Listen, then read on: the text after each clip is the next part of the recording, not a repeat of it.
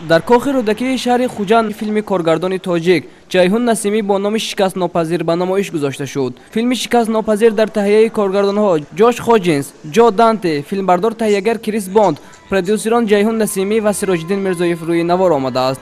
бояд гуфт ки дар филм ду нафар истории машҳури Голливуд Ҷеймс Хон ва Эндрю Маккой низ нақш офариданд. муаллифи филмнома Ҷайҳун Насимӣ иттилоъ дод ки филмро як ҷавони ватандӯси тоҷик Сироҷиддин Мирзоев сармоягузорӣ кардааст. Список стран, пострадавших от войны и беспорядков. В этих странах много детей, которые нуждаются в хорошей опеке. Я забыл свои очки. Я прочитаю. Таджикистан – это одна из республик бывшего СССР. Стал независимым в сентябре 1991 года. филми Шикастнопазир достони зиндагии ду бародари дугонник Рустам ва Суҳроб аст ки ҷанги шаҳрвандии солҳои 90-уми Тоҷикистон онҳоро аз ҳам ҷудо мекунад.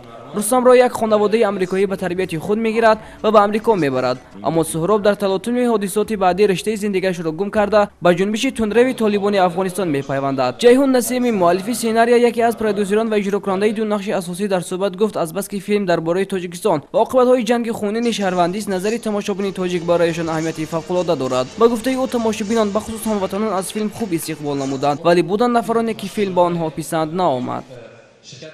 мақсади таҳияи ин филм дар он аст ки муаррифӣ кунем ба дунё ки Тоҷикистонро ва гузашта ва тарихи Тоҷикистонро ва инчунин фаҳмонем ба гӯем зиёдтар ба тамошобинони ва мардуми ғарб ки нест инсони бад, нест дини бад, нест мардуми бад ё халқи бад ё ин ки дини бад, вале ҳаст инсони бад ки метавонад дигаронро нодуруст гӯем ки муаррифӣ кунанд. дар ҳамин раванд нақшаи дигари мо, ояндаи мо офаридани филм бо худи Мел Гибсон аст ва ин ҳам филми таърихӣ мешавад. Ҷайҳун Насимӣ илова намуд ки оянда таҳияи боз як филми дигар дар назар аст ки барои офаридани он ҳунармандони Ҳолливуд ҷалб карда мешаванд. Шикастнопазир нахустин филме ки ҳунармандони тоҷик дар Ҳолливуди Амрико ба навор гирифтанд. Толи чанд рӯз аст ки дар кинотеатрҳои кишвар дар тарҷума бо забони русӣ ба намоиш гузошта шуд. Ин филм бо маблағи $250,000 сармоягузорӣ дар шаҳри Лос-Анҷелес, иёлоти Вашингтони Иёлоти Муттаҳидаи Амрико ва қисман дар вилояти Хатлон наворбардорӣ шудааст. Филм дар Амрико ҳанӯз шуруъ аз 3 июни соли ҷорӣ ва баъдан дар Аврупо ба намоиш гузошта шуда буд. 28 октябри соли равон нахустнамоиши филми мазкур дар пойтахти кишвар шаҳри Душанбе баргузор гашт. муаллифи сценария, яке аз продюссерҳо ва иҷрокунандаи ду нақши асосӣ дар филми Шикастнопазир